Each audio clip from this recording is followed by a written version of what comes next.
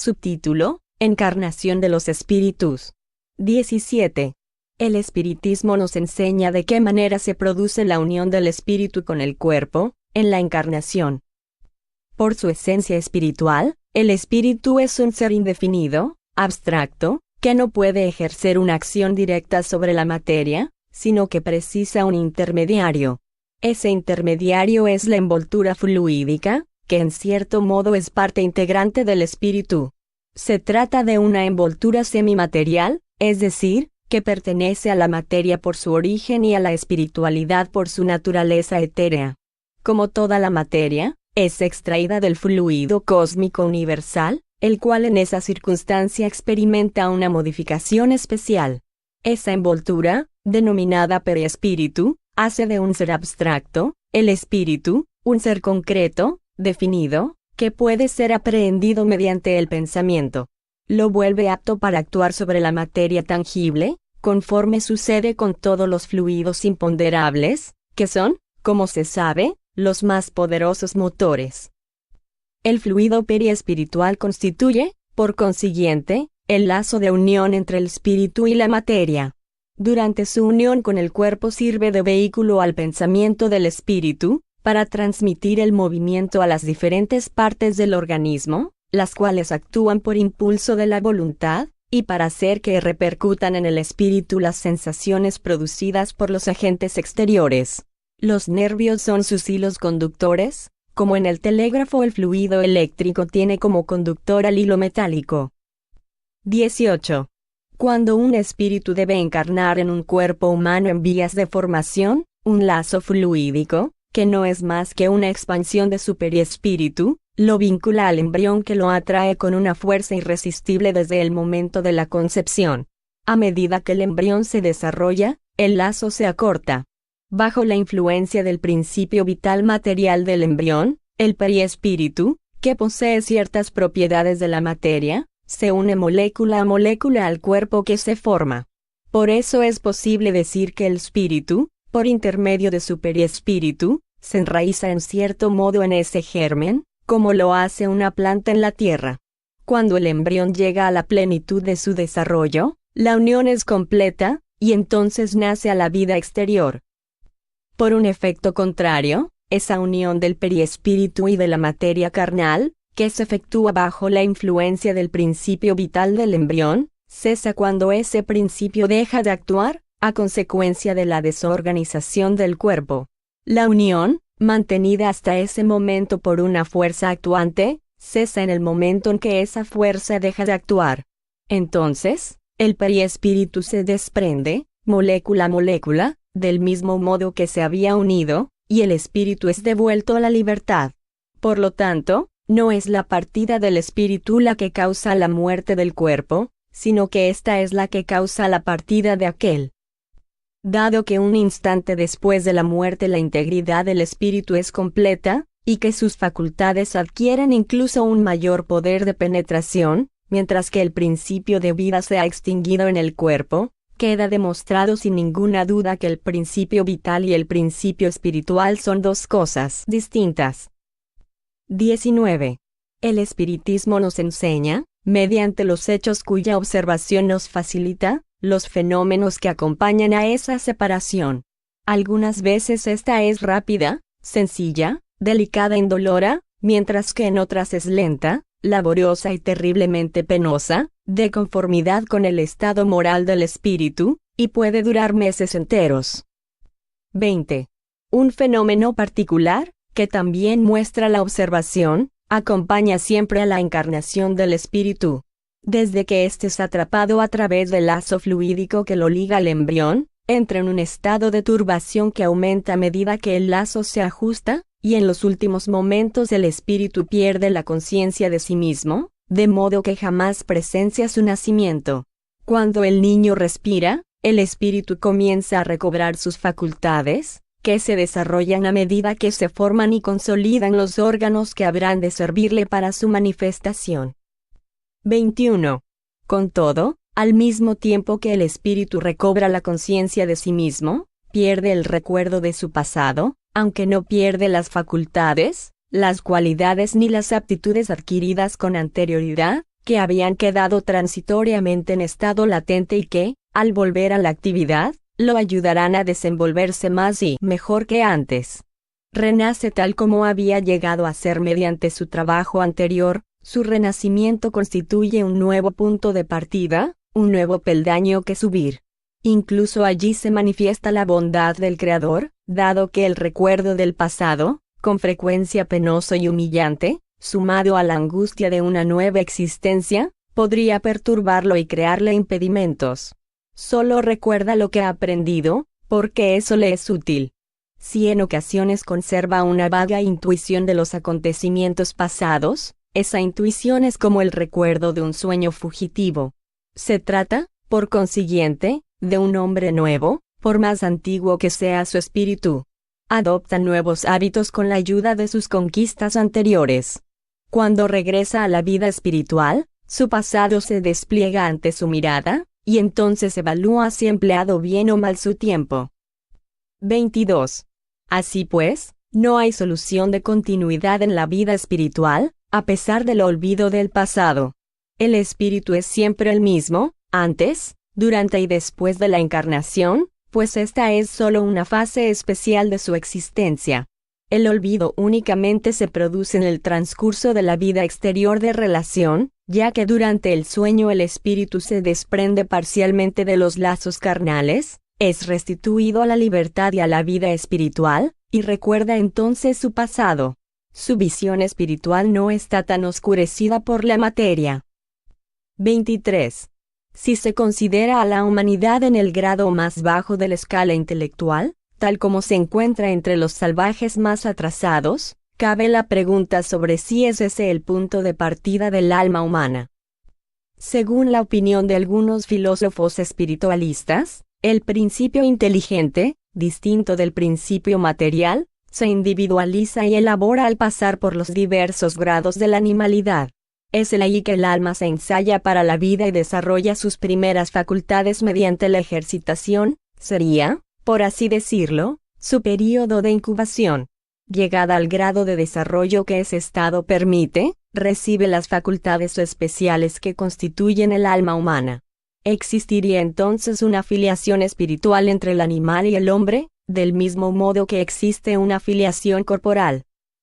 Es preciso convenir en que este sistema, basado en la gran ley de unidad que rige la creación, está en correspondencia con la justicia y la bondad del Creador, otorga una salida, una finalidad, un destino a los animales, que ya no son seres desheredados, sino que en el porvenir que les está reservado encuentran una compensación para sus padecimientos.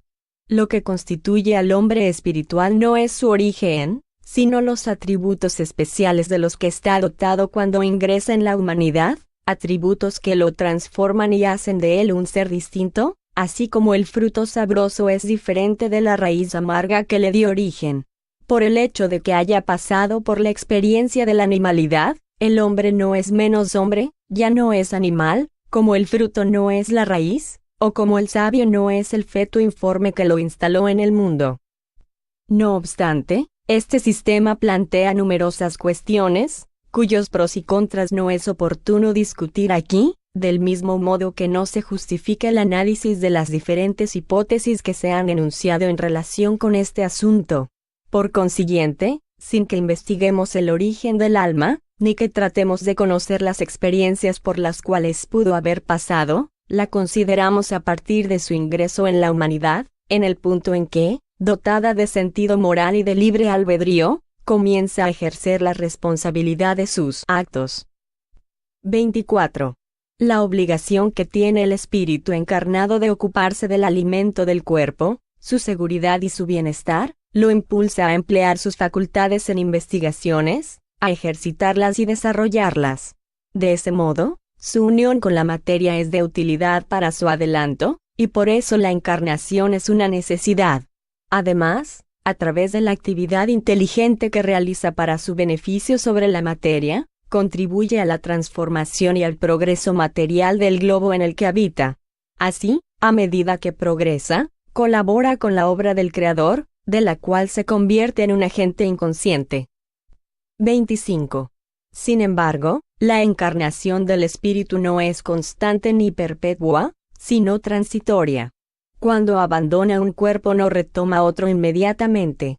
Durante un lapso de tiempo más o menos considerable vive la vida espiritual, que es su vida normal, de tal modo que el tiempo que duran sus diferentes encarnaciones resulta insignificante comparado con el que pasa en estado de espíritu libre. En el intervalo entre sus encarnaciones, el espíritu también progresa, en el sentido de que aplica para su adelanto los conocimientos y la experiencia que obtuvo durante la vida corporal, analiza lo que hizo mientras vivió en la tierra, pasa revista lo que ha aprendido, reconoce sus faltas, elabora planes y toma resoluciones mediante las cuales pretende guiarse en una nueva existencia, con la intención de obrar mejor. De ese modo, cada existencia representa un paso hacia adelante en el camino del progreso, una especie de escuela de aplicación. 26. Por lo general, la encarnación no es un castigo para el espíritu, según piensan algunos, sino una condición inherente a la inferioridad del espíritu, así como también un medio para que progrese. Véase El cielo y el infierno, primera parte, capítulo 3, numeral 8 y siguientes. A medida que progresa moralmente, el espíritu se desmaterializa, es decir, se depura al liberarse de la influencia de la materia, su vida se espiritualiza, sus facultades y percepciones se amplían, su felicidad es proporcional al progreso realizado.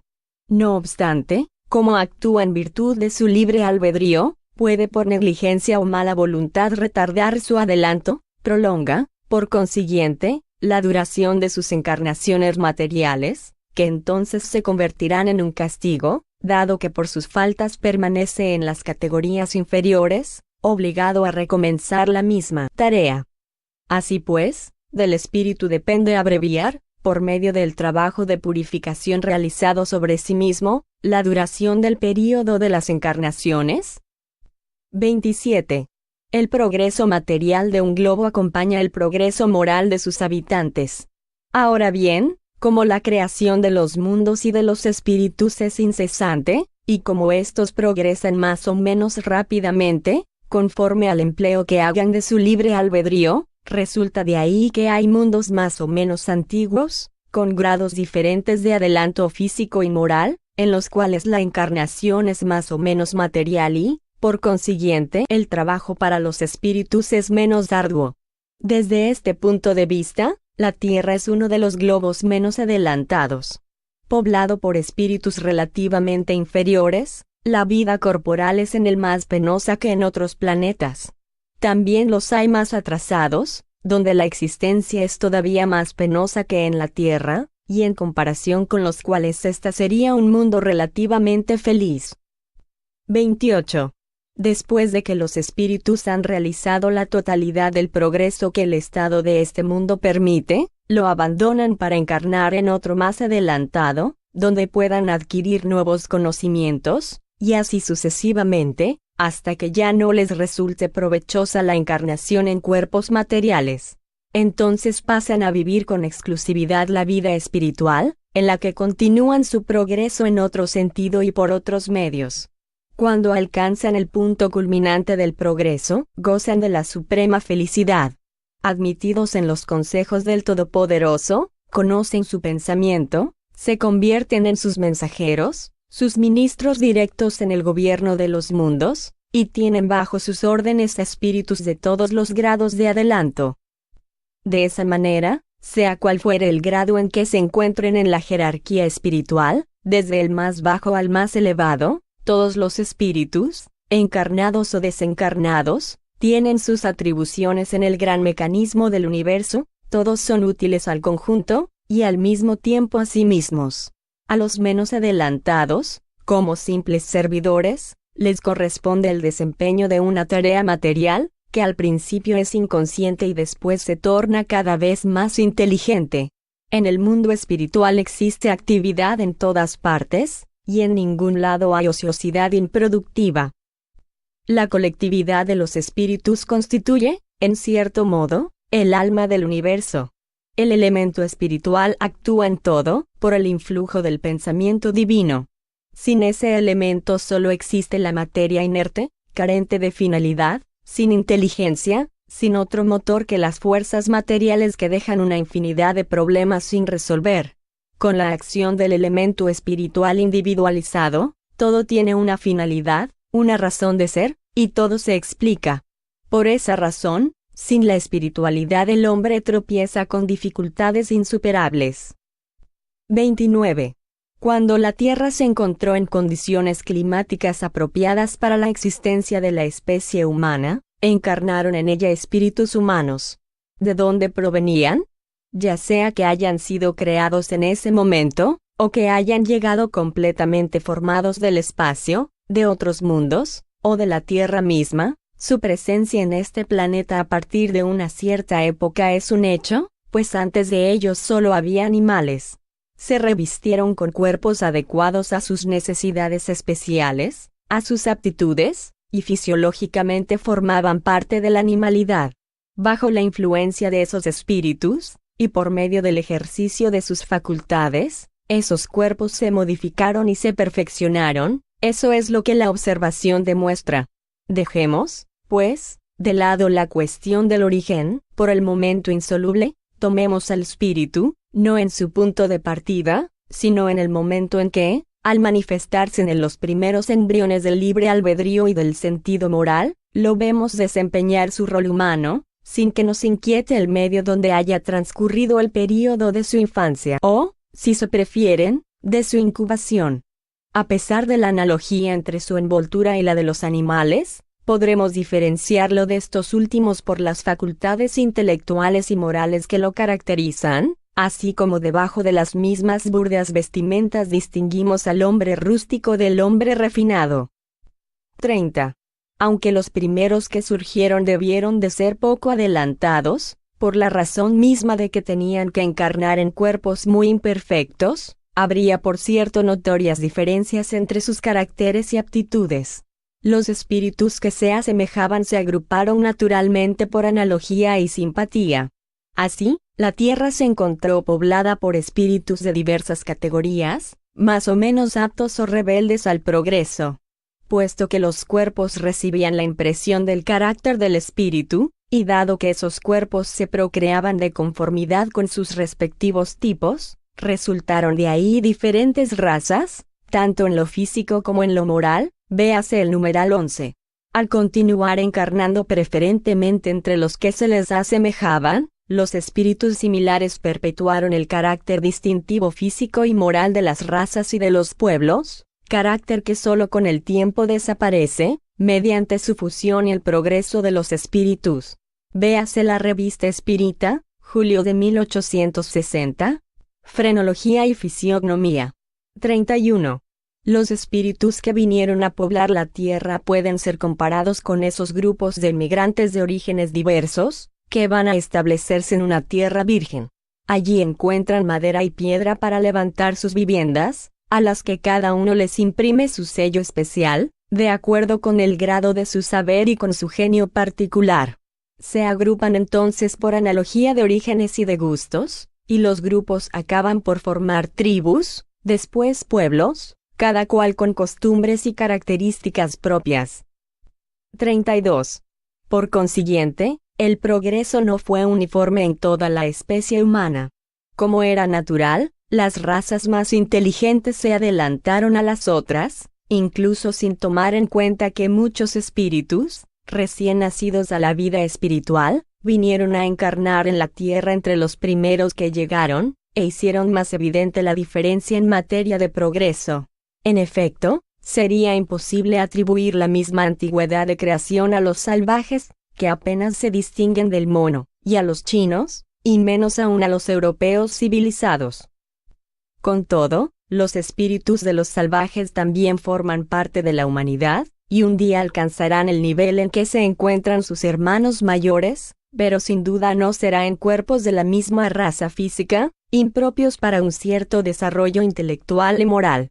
Cuando el instrumento ya no esté en correspondencia con su desarrollo, los espíritus emigrarán de ese medio para encarnar en un grado superior, y así sucesivamente, hasta que hayan conquistado todas las graduaciones terrestres. Después de eso dejarán la Tierra, para pasar a mundos cada vez más adelantados. Véase la revista Espírita, abril de 1862. Perfectibilidad de la raza negra. Subtítulo: Reencarnaciones. 33. El principio de la reencarnación es una consecuencia necesaria de la ley del progreso. Sin la reencarnación, ¿cómo se explicaría la diferencia que existe entre el actual estado social y el de los tiempos de barbarie? Si las almas son creadas al mismo tiempo que los cuerpos, las que nacen hoy son tan nuevas, tan primitivas como las que vivían hace 1000 años. Además, no habría ninguna conexión entre ellas, ninguna relación necesaria, serían absolutamente independientes unas de otras. ¿Por qué, entonces, las almas de la actualidad habrían de estar mejor dotadas por Dios que las precedieron? ¿Por qué comprenden mejor las cosas? ¿Por qué poseen instintos más depurados, costumbres más moderadas? ¿Porque tienen la intuición de ciertas cosas sin haberlas aprendido? Invitamos a que se resuelva este dilema, a menos que se admita que Dios crea almas de diferentes calidades, de acuerdo con las épocas y los lugares, proposición inconciliable con la idea de una justicia soberana. Véase el capítulo 2, numeral 19. Reconozcamos, por el contrario, que las almas de hoy ya han vivido en tiempos lejanos, que posiblemente fueron bárbaras como su época, pero que han progresado, que en cada nueva existencia traen lo que han adquirido en las existencias anteriores, que, por consiguiente, las almas de los tiempos civilizados no son almas creadas más perfectas, sino que se perfeccionaron por sí mismas con el transcurso del tiempo, y entonces tendremos la única explicación admisible de la causa del progreso social. Véase el Libro de los Espíritus, Libro 2, capítulos 4 y 5. 34. Algunas personas suponen que las diferentes existencias del alma transcurren de mundo en mundo, y no en un mismo globo, a donde cada espíritu iría una única vez. Esta doctrina sería admisible si todos los habitantes de la Tierra estuviesen exactamente en el mismo nivel intelectual y moral. En ese caso, ellos solo podrían progresar yéndose a otro mundo, puesto que la encarnación en la Tierra no les aportaría ninguna utilidad. Ahora bien, Dios no hace nada inútil, y dado que aquí se encuentran la inteligencia y la moralidad en todos los grados, desde el salvajismo que linda con la animalidad hasta la civilización más avanzada, es evidente que este mundo ofrece un vasto campo al progreso. Nos preguntamos, entonces, ¿por qué el salvaje tendría que buscar en otra parte el grado de progreso inmediatamente superior a aquel en que se encuentra, cuando en realidad ese grado está al lado de él, y así sucesivamente? Porque el hombre adelantado no habría sido capaz de hacer sus primeras etapas más que en mundos inferiores, cuando alrededor suyo hay otros seres análogos a los de esos mundos, sin mencionar que no solo de un pueblo a otro pueblo, sino en el seno del mismo pueblo y de la misma familia hay diferentes grados de adelanto. Si fuese así, Dios habría realizado algo inútil al colocar la ignorancia junto al saber, la barbarie junto a la civilización, el bien junto al mal, cuando es justamente ese contacto el que hace que los atrasados avancen. No hay, pues, necesidad de que los hombres cambien de mundo en cada etapa, así como no se justifica que un estudiante cambie de colegio para pasar de una clase a otra. Lejos de ser ventajoso para su progreso, ese hecho sería una traba, porque el espíritu estaría privado del ejemplo que le ofrece la observación de lo que ocurre en los grados superiores, así como de la posibilidad de reparar sus errores en el mismo medio y en presencia de aquellos a quienes ofendió, posibilidad que representa para él el más poderoso medio de adelanto moral. Si después de una breve cohabitación, los espíritus se dispersasen y se volvieran extraños unos a otros, los lazos de familia y de amistad se romperían por falta de tiempo suficiente para que se consolidaran. Al inconveniente moral se sumaría un inconveniente material. La naturaleza de los elementos, las leyes orgánicas y las condiciones de existencia varían de acuerdo con los mundos. En ese aspecto, no hay dos planetas perfectamente idénticos. Nuestros tratados de física, de química, de anatomía, de medicina, de botánica, etc., no servirían para nada en otros mundos. No obstante, lo que aquí se aprende no está perdido. No solo eso desarrolla la inteligencia, sino que también las ideas que se extraen de esos tratados contribuyen a la adquisición de otras. Véase el capítulo 6, numeral 61 y siguientes. Si el espíritu hiciese su aparición apenas una única vez en un mismo mundo, aparición que a menudo es de corta duración, en cada migración se encontraría en condiciones completamente diferentes, obraría cada vez sobre elementos nuevos, con fuerzas y según leyes que le resultarían desconocidas, antes de que hubiera tenido tiempo para elaborar los elementos conocidos, estudiarlos y aplicarlos. Cada vez debería hacer un nuevo aprendizaje, y esos cambios incesantes representarían un obstáculo para su progreso. El espíritu, por consiguiente, debe permanecer en el mismo mundo hasta que haya adquirido la suma de los conocimientos y el grado de perfección que ese mundo admite. Véase el numeral 31. Los espíritus dejan por un mundo más adelantado aquel del cual no pueden obtener nada más. Eso es lo que debe ser y lo que es. Esa es la regla. Si algunos lo dejan antes de tiempo, no cabe duda de que eso se debe a causas individuales que Dios, en su sabiduría, analiza atentamente. Todo en la creación tiene una finalidad. De lo contrario, Dios no sería prudente ni sabio. Ahora bien, si la Tierra no debiese ser más que una única etapa del progreso de cada individuo, ¿de qué serviría, a los espíritus de los niños que mueren a temprana edad, pasar en ella algunos años, algunos meses, algunas horas, durante los cuales nada pueden adquirir?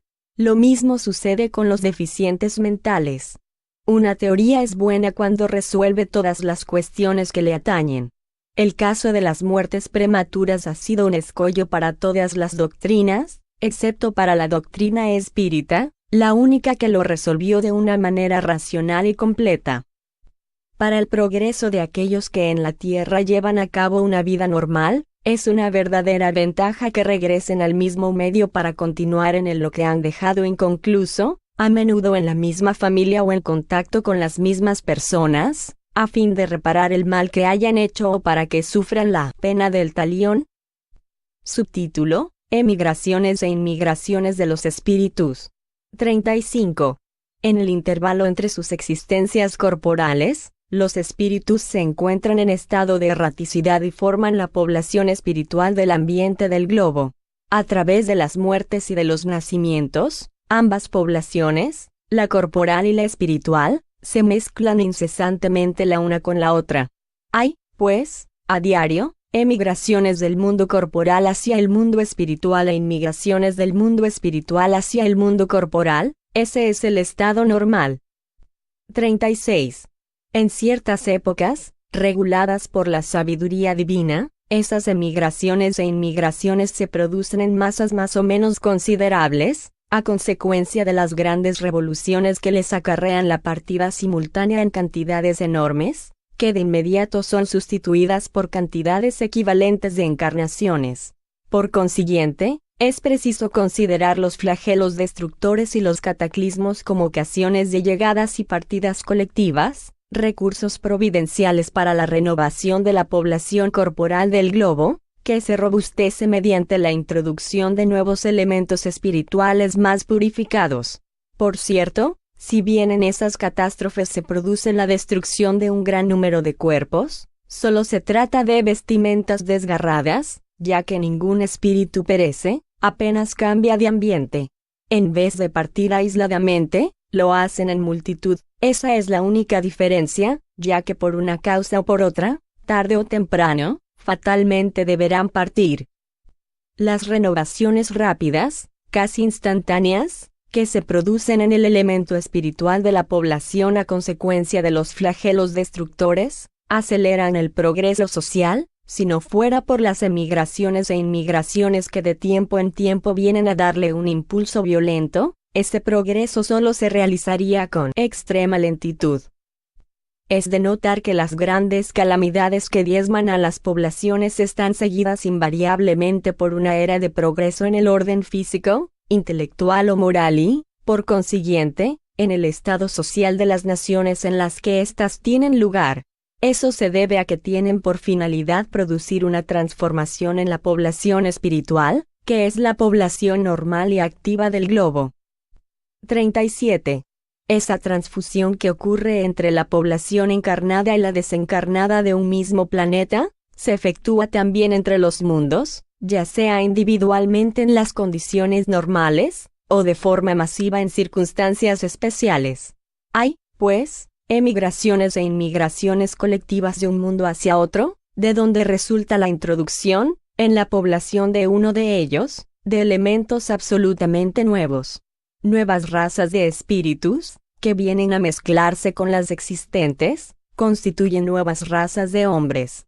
Ahora bien, como los espíritus no pierden nunca lo que han conquistado, llevan consigo la inteligencia y la intuición de los conocimientos que poseen y, por consiguiente, imprimen su carácter peculiar a la raza corporal que van a animar. Para eso no necesitan que se creen nuevos cuerpos exclusivamente para su uso. La especie corporal existe, de modo que siempre encuentran cuerpos listos para recibirlos. Por lo tanto, solo son nuevos habitantes. A su llegada a la Tierra integran primero la población espiritual, para después encarnar como los demás.